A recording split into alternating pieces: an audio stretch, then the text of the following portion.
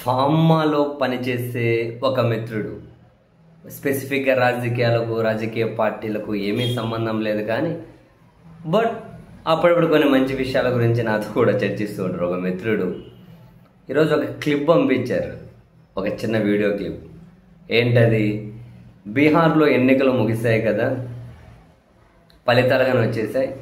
ఇక జనం ఎక్కడికక్కడ మళ్ళీ వెనక్కి వెళ్ళిపోయాకని చెప్పి పాట్నా, బీహార్లో ముఖ్య లొకేషన్స్ దగ్గర నుంచి ట్రైన్లు, బస్సులు, మరీ ముఖ్యంగా ట్రైన్లు పిక్కటిల్లిపోయి పక్కన ఇట్లా నిలబడుకొని పోతూ ఉన్నారు. ఎక్కడికి పోతున్నారు వాళ్ళందరూ? అయితే ఎక్కడో పని చేసుకుంటూ ఉంటారు కదా, వలసలని చెప్పి వెళ్ళింటారు కదా. వచ్చారు, ఓట్లు వేశారు, ఫలితాలు వచ్చేసాయి, మళ్ళీ వాళ్ళు పోయి పని చేసుకునేకని చెప్పి వెళ్ళిపోతున్నారు. ఈ క్లిప్ పంపించి వీళ్ళందరూ వలస వెళ్తున్నారు కదా, ఎప్పటి నుంచో బీహార్ నుంచి వలసలు ఉంటాయి కదా. దేశంలో చాలామంది కార్మికులు గాను, కూలీలు కానీ ఎక్కువ పనిచేసేది ఆ బెల్ట్ వాళ్ళే ఎక్కువ ఉంటారు కదా. మరి వీళ్ళు ఇంతమంది అక్కడికి వెళ్ళారు, ఓటు వేశారు, రిజల్ట్స్ వచ్చాయి. వీళ్ళు మళ్ళీ ఎక్కడికో పోయి పని చేసుకునేకి ఏమంటారు, తల్లి, తండ్రి, భార్య, పిల్లలందరినీ పెట్టి ఎక్కడికి పోయి పని చేసుకునేకి వెళ్తూ ఉన్నారు కదా. అరే మనం ఎందుకు వచ్చాము, ఎందుకు ఓటేసాము? ఇన్ని సంవత్సరాల నుంచి మనం ఇదే పని చేస్తూ ఉన్నాం కదా. ఓటేస్తాం, ఫలితాలు వచ్చాం, మళ్ళీ ఎక్కడికి పోయి పని చేసుకుంటూ ఉన్నాం. కనీసం ఇక్కడ వలసలను నిరోధించడం కోసం కూడా ఈ ప్రభుత్వాలు పని చేయట్లేదు అని ఒక్క సెకండ్ కూడా వాళ్ళు ఆలోచించరా? వచ్చారు, ఓట్లేశారు, ఫలితాలు చూసి మళ్ళీ వెళ్ళిపోతున్నారు కదా. మరి ఆ జనం ఏం ఆలోచించి దేని ప్రాతిపదికన ఓట్లు వేసే ఉంటారంటావు అని చెప్పి నన్ను అడిగారు. అడుగుతూ, అవును ఇంతకు బీహార్లో అంటే వలసలు తగ్గినాయా పెరిగినాయా అంటే అఫీషియల్ డేటా రికార్డు ప్రకారమే 2011లో 75 లక్షల మంది వలస వెళ్ళే వాళ్ళు బీహార్ నుంచి. 2025కి వచ్చేసరికి 3 కోట్ల మంది వెళ్తూ ఉన్నారు. 13 కోట్ల మంది ఏమో కొంచెం అటు ఇటు జనాభా బీహార్. అందులో నుంచి ఏమంటారు 3 కోట్ల మంది వలస వెళ్తూ ఉన్నారు. అండ్ ఇంకో ఇంట్రెస్టింగ్ ఫ్యాక్ట్ ఏంటి తెలుసా? బీహార్ జిఎస్డిపిలో 20% వలసల నుంచి వచ్చే డబ్బే. Everything is on record, official డేటానే. బీహార్లో వాళ్ళ జిఎస్డిపిలో 20% వలసల నుంచి వచ్చే డబ్బే. అండ్ మీకు ఇంకో చేదు నిజమేంటి తెలుసా? దేశంలో మొత్తం అన్ని రాష్ట్రాల్లో కలిపితే ఎక్కువ డిపెండెంట్స్ ఉన్నటువంటి ప్రజలు బీహార్లోనే ఉన్నారు. డిపెండెంట్స్ ఎక్కువ అంటే పిల్లలు, ముసలి వాళ్ళు, అంటే ఒకరు పని చేస్తే వాళ్ళ మీద ఆధారపడి బ్రతికే వాళ్ళు. డిపెండెంట్స్ ఎక్కువ ఉన్న దాదాపు బీహార్ పాపులేషన్లో 66% డిపెండెంట్సే ఉన్నారు. 66% డిపెండెంట్సే. దాని అర్థం ఏంటి? అక్కడ ఎవరైతే ఉంటారో పిల్లలు, పెద్దలు, వాళ్ళందరినీ డిపెండెంట్స్ అందరినీ అక్కడ పెట్టేసి వీళ్ళు ఎక్కడికో దేశంలో వేరు ప్రాంతాలకు వెళ్ళి పని చేసుకొని మళ్ళీ అక్కడ డబ్బులు పంపించి వాళ్ళని ఏదో సాగి ఇదే సైకిలే కొనసాగుతూ ఉంది. మరి ఆ జనం ఆలోచించరా?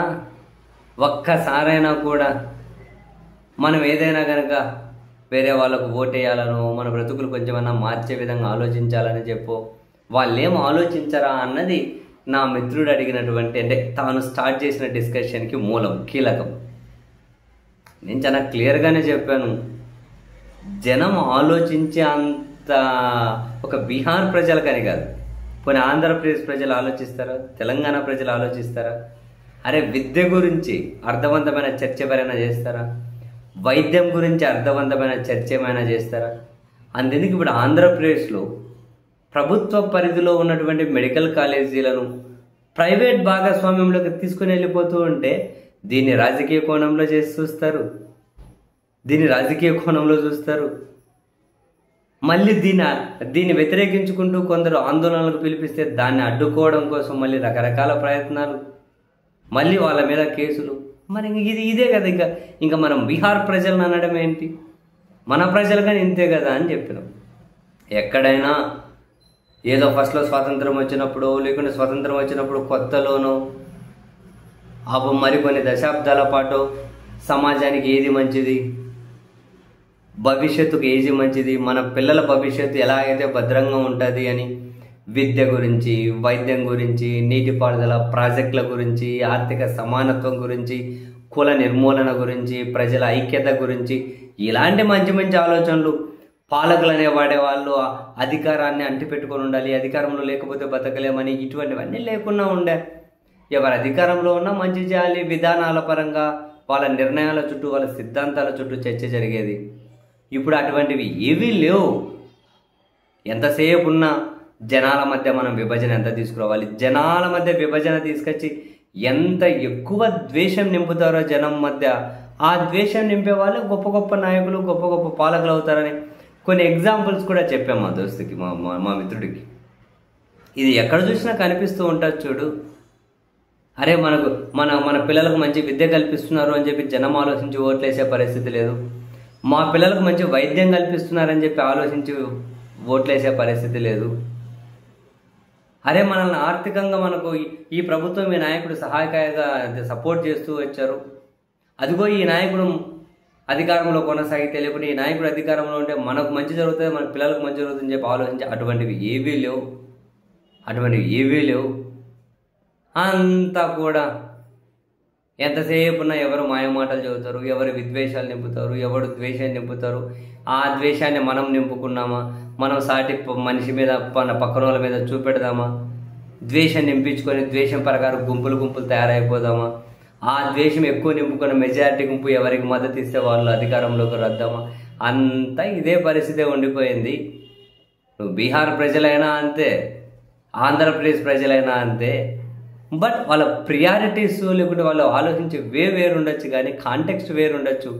అల్టిమేట్ ఆలోచనలు మాత్రం ఒకటి అని చెప్పిన తర్వాత మా మిత్రుడు అన్నారు, సరే మరి జనాన్ని ఆ విధంగా ఏమంటారు ఎడ్యుకేట్ చేసే విధంగా మీడియానా, ఇంకా దాని గురించి ఎందుకులే మాట్లాడుకోవడం అన్నారు. చెప్పినా నేను కూడా, మీడియానా అవి ఎక్కడున్నాయి? అవి ఒక మీడియా హౌసులు కాదు, బిజినెస్ హౌసులు కూడా కాదు. ఒక్కో రాజకీయ పార్టీకి పిఆర్ కన్సల్టెంట్లుగా పనిచేసే హౌసులు అవి. ఒక పత్రిక అయినా, టీవీ ఛానల్ అయినా, ఏ పత్రిక ఏ టీవీ ఛానల్ అయినా కంప్లీట్గా ఒక రాజకీయ పార్టీకి పిఆర్ కన్సల్టెంట్స్, వాళ్ళ వ్యాపార కేంద్రాలు పిఆర్ కన్సల్టెంట్. ఆ పిఆర్ కన్సల్టెంట్స్ ఏ స్థాయి వరకు అయితే ఒకరి మీద ఎంత విషమైనా చిమ్ముతారు, ఒకరి క్యారెక్టర్ని ఎంత నాశనమైనా చేస్తారు, జనాల మధ్య విద్వేషాలు పెడతారు, జనాల మధ్య ద్వేషం నింపుతారు. మొత్తం ఏది చూసినా కానీ విషయం చిమ్మి. ఎందుకంటే ఒకవేళ మీడియా హౌస్లు అనుకుంటే బాధ్యతాయుతంగా ఉంటారు, సమాజ ఐక్యత కోసం పనిచేస్తారు, విద్య, వైద్యం, ఆర్థిక అసమానతలు పారదోలడం, ఒక మంచి సమాజాన్ని ఎస్టాబ్లిష్ చేయడం, అధికారానికి ఎవరు కూడా అట్లా అడిక్ట్ అయిపోకూడదు, అధికారం ఉన్నా లేకున్నా ఏం కొంపలు మునిగిపోవు అనే ఆ మనస్తత్వంతో రాజకీయ పార్టీలు నాయకులు ఉండాలి. ఇటువంటివన్నీ ప్రస్తుతం ఈ మీడియా హౌస్లు కాదు, అవి పిఆర్ కన్సల్టెంట్స్. ఏ పార్టీ కొన్ని పార్టీలకు ఒక్కో పార్టీకి ఒక్కోటి. సో వీళ్ళ ఆలోచనలన్నీ ఎంతసేపున విషయం చెప్పాలి. సో ఆ వ్యాపార కేంద్రాలు, ఆ ఓనర్ ప్రయోజనం, అందులో కూర్చొనే యాంకర్లు ఇంకోటి అంతా కనుక ఆర్టిస్టులే నటనా కౌశల్యాన్ని ప్రదర్శిస్తుంటారు. వాళ్ళ గురించి మాట్లాడుకోవడం ఎందుకులే అని చెప్పారు. ఆ తర్వాత న్యాయ వ్యవస్థల ప్రస్తావన వచ్చింది. నేను చాలా బిగ్గరగా నవ్వినా. ఎందుకని ఎన్నిసార్లు మాట్లాడుకున్నా దీంట్లో ఏమీ మార్పు రాదు. భారతదేశంలో 5 కోట్ల పైన కేసులు పెండింగ్లో ఉన్నాయి. ఎప్పుడు పరిష్కరింపబడతాయో తెలియదు అవి. మరి ఎందుకు ఏమంటారు వీళ్ళ సంఖ్యను పెంచుకోరో అర్థం కాదు. దీంట్లో ప్రక్షాళన ఎందుకో అర్థం కాదు. న్యాయ వ్యవస్థలో కూర్చొని కులాల గురించి మాట్లాడుతుంటారు, న్యాయ వ్యవస్థలో అంత కీలకమైన స్థానాల్లో కూర్చొని మతాల గురించి మాట్లాడుతూ ఉంటారు, అంత కీలకమైన స్థానాల్లో కూర్చొని విద్వేషాన్ని చిమ్ముతూ ఉంటారు, రాజకీయాల్లో మాట్లాడుతూ ఉంటారు. ఏదైనా కనుక ఈ మధ్యకాలంలో అదిగో ఇది పద్ధతిగా తీర్పు వచ్చిందనో, ఇది పద్ధతిగా పరిష్కరింపబడిందనో ఏదైనా ఉందా అని చెప్పి మేము మాట్లాడుకొని, నేను చెప్పాను మా మిత్రుడికి ఏమని, అట్లాంటి ఆశలేమి పెట్టుకోకూడదు మనం ఏ వ్యవస్థ మీద కూడా. ఇప్పుడు ఆడ బుల్లెట్ ట్రైన్ అని, ఆ బుల్లెట్ ట్రైన్ అని ఉంది కదా, దేశంలో ఫస్ట్ బుల్లెట్ ట్రైన్ తీసుకురాబోతున్నారు. ఆ బుల్లెట్ ట్రైన్కు భూ సమీకరణ కావాలని బలవంతంగా భూములు తీసుకున్నారు. దాని మీద సుప్రీంకోర్టులో కేసు ఇప్పటికి 7 ఏళ్ళు అయింది నడపబట్టి. 7 ఏళ్ళు అయింది. ఇంకా ఇంకా ఇంకా ఇంకా 7 ఏళ్ళకైనా అది ఒక అడుగు ముందుకు పడుతుందని చెప్పి తెలియదు. కొందరి పౌరులు పోలీసులు, ఇది ఇంకా దారుణ వ్యవస్థ. ఎవరి మీద కేసులు పెడతారో, ఎందుకు కేసులు పెడతారో, ఎవరిని ఎట్లా బంధించేస్తారో. కొందరిని ఏమీ లేకుండా బంధించి 3-4 సంవత్సరాలు అయింది. ఏమంటే ఏవో సెక్షన్లో పెడతారు. ఆ సెక్షన్లో నిజమా అబద్ధమా, న్యాయస్థానం లోపలికి వెళ్తాయా? ఈ మధ్యకాలంలో ఎవరు అధికారంలో ఉంటే వాళ్ళకు మద్దతుగానే న్యాయస్థానాలు కూడా ఉంటూ వస్తూ ఉన్నాయి. అధికారంలో ఉన్న వాళ్ళకు మద్దతు అనే కంటే కూడా అందులో కూడా మ్యానిపులేషన్కి కొదవేం లేదు, మేనేజ్మెంట్ కొదవేం లేదు అని చెప్పి ఎంత పెద్ద చర్చ జరుగుతూ ఉంది. ప్రజల చైతన్యవంతులు అయ్యే పరిస్థితి లేదు. మా వార్డ్ అంటే ఫైనల్ డిస్కషన్ కన్క్లూడింగ్ అయ్యే లేదు. పత్రికల మీడియానా మనునాగిపోయాయి. వ్యవస్థల ఇంకోటి మా వాడు ఇంకోటి అన్నారు. నిజమేలే, వ్యవస్థలు ఎలక్టోరల్ బాండ్స్ అని చెప్పి రద్దు చేశారు, బాగానే ఉంది. కానీ దాని వెనక ఇప్పటి వరకు వచ్చిన డబ్బులు ఎవడిచ్చాడు, ఎందుకు ఇచ్చాడు, వాళ్ళకి ఎక్కడి నుంచి వచ్చింది, అది ఎందుకు తేల్చలేదు అంటే మంచి ప్రశ్నేగా. ఎలక్టోరల్ బాండ్స్ తీసుకోకూడదని సిస్టమ్ రద్దు చేశారు. మరి ఇప్పటి వరకు ఉన్న 1000 కోట్లు, ఫర్ ఎగ్జాంపుల్ ఒక బీజేపీకి 18,000 కోట్ల రూపాయలు ఎలక్టోరల్ బాండ్స్ రూపంలో వచ్చింది. ఎవరిచ్చారు ఉంటుంది, ఎందుకు ఇచ్చారు, ఎక్కడి నుంచి వచ్చిందా డబ్బు, అది ఇన్కమ్ ట్యాక్స్లో చూపించారా, పద్ధతిగానే వచ్చిందా, ప్రభుత్వం నుంచి ఎక్కువ కాంట్రాక్ట్లు తీసుకునే వాళ్ళు ఎందుకు ఇచ్చారు, కాంట్రాక్ట్లు తీసుకుని అంత ఎన్నికి ఇచ్చారంటే వాడు ఆ కాంట్రాక్ట్ తీసుకున్న పనిలో ఎంత క్వాలిటీగా చేసి ఉంటారు. ఎక్కడ చూసినా కట్టిన నెక్స్ట్ అయిన బ్రిడ్జ్లు కూలిపోతూ ఉన్నాయి. ఎవడు పట్టించుకుంటాడు, ఏ జనానికి ఏం పట్టింది. ఒకప్పుడు ట్రైన్ యాక్సిడెంట్ అయితే కాన్సర్న్ మినిస్టర్ రాజీనామా చేసేవాళ్ళు, బాధ్యత వహించేవాళ్ళు. ఇప్పుడు దేవస్థానంలో తొకిస్లాట్ జరిగి చనిపోయినా దేవుడి కోసం టోకెన్లు అని చెప్పి ఏమంటారు, తొకిస్లాట్ జరిగి చనిపోయినా, గుడి దగ్గరికి వెళ్తే పైన రైలింగ్ మీద పడి కూలి చనిపోయినా, పక్కన కూడా కూలి చనిపోయినా, ఏం జరిగినా కూడా కనీసం పారదర్శకత అబ్బే. రోడ్డు మీద ఎవడో బండి ఢీ కొట్టి బండి ఏమంటారు రోడ్డు ఈ డిస్కషన్ కూడా వచ్చింది. రోడ్డు మీద ఎవడో అర్ధరాత్రి 2:30కు వచ్చేసి బండి వేసుకొని రోడ్డు మీద డివైడర్ ఢీ కొట్టి ఆడకొని చనిపోయి, బండి రోడ్డు మీద వెళ్ళిపోయి కర్నూలు దగ్గర బస్సు ఢీ కొట్టి 19 మంది బూడిద పాలైపోతే ఆ బస్సు ఓనర్ ఏదో అత్తారింటికి వచ్చినట్టు పొద్దున్న వచ్చారు, అట్లా ఏదో లొంగిపోయారంట, మధ్యాహ్నానికి బెయిల్ తీసుకుని వెళ్ళిపోయారు. అంతమంది జీవితాలు ఉగ్గిపోలేవు. ఎవరు బాధ్యత వహించారు, ఏ సిస్టమ్ బాధ్యత, ఎవరు పారదర్శకత, ఎవరు అకౌంటబుల్ ఫీల్ అయ్యారు.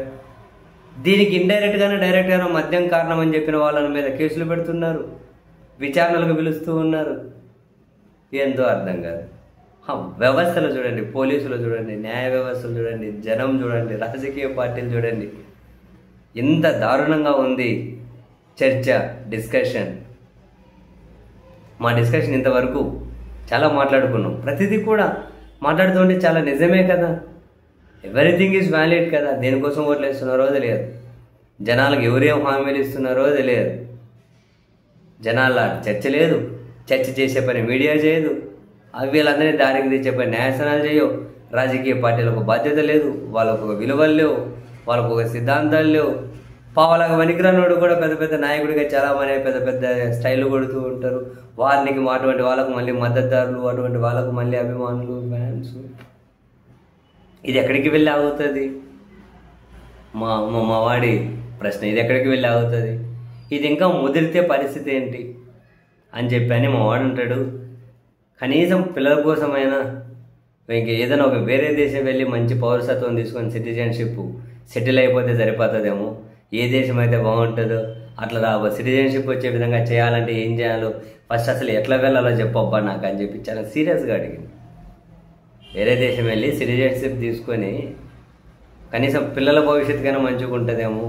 ఇటువంటివన్నీ లేనిది ఇంకొకటి అన్నాడు మా వాడు, అసలు పొల్యూషన్తో అల్లాడిపోతున్నాం, ఊపిరాడట్లే, చచ్చిపోతున్నామంటే ఢిల్లీలో మళ్ళీ అక్కడే టపాసులు కలుగుతారు. అమ్మ ఎలాంటి సమాజంలో మనం ఉన్నామంటున్నాడు. ఇట్లాంటివి ఇంకా ముదురుతాయి. ఇవన్నీ మాట్లాడితే మళ్ళీ ఇంకోటి కులం తీసుకొని వస్తాడు మధ్యలోకి, ఇంకోటి మతం తీసుకొని వస్తాడు మధ్యలోకి, ఇంకోటి దేవుని తీసుకొని వస్తాడు మధ్యలోకి, ఇంకోటి. మీరు చూడండి మొత్తం రోడ్ అంతా మా వాడు అంటున్నాడు, మొత్తం రోడ్ అంతా వైడనింగ్ అంటే క్లియర్గా ఉంటుంది.